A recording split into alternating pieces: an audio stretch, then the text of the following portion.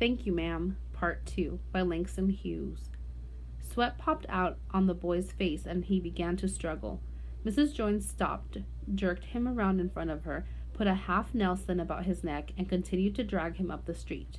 When she got to her door, she dragged the boy inside, down a hall, and into a large furnished room at the rear of the house. She switched on the light and left the door open. The boy could hear other roomers laughing and talking in the large house. Some of their doors were open, too, so he knew he and the woman were not alone. The woman still had him by the neck in the middle of her room. She said, "What is your name?" "Roger," answered the boy. "Then, Roger, you go to that sink and you wash your face," said the woman.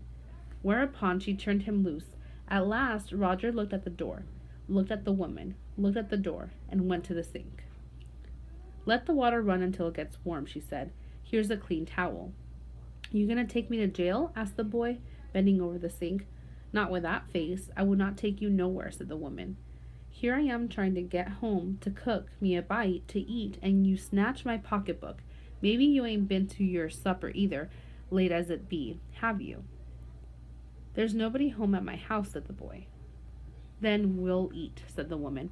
"I believe you're hungry, or been hungry, to try to snatch my pocketbook."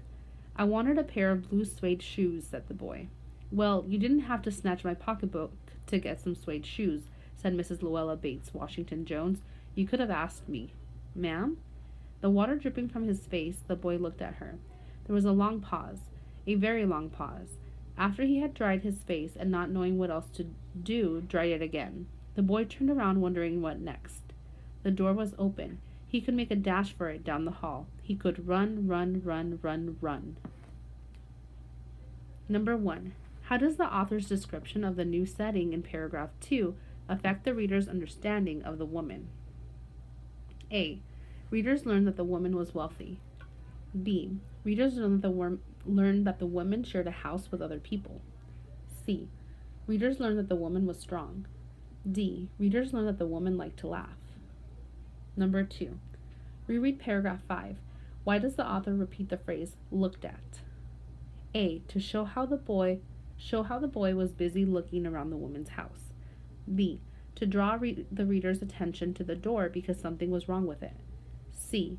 To show that the boy was deciding whether he should run away or stay. D. To tell readers that there were many interesting things to see. Number 3. Which of the sentences or paragraphs reveal the boy's reason for trying to steal the woman's pocketbook? A. Paragraph 7. B. Paragraph 8. C. Paragraph 10. D. Paragraph 11. Number 4. What was the author's purpose for paragraph 14? A. To show the boy was still unsure if he could trust Mrs. Jones. B. To tell the readers that the boy finally cleaned his face. C. To explain to readers how the door was open. D. To show readers how much the boy liked to run. Number 5. What is the boy's name? A. Washington. B. Jones. C. Roger. D. The author never tells us his name.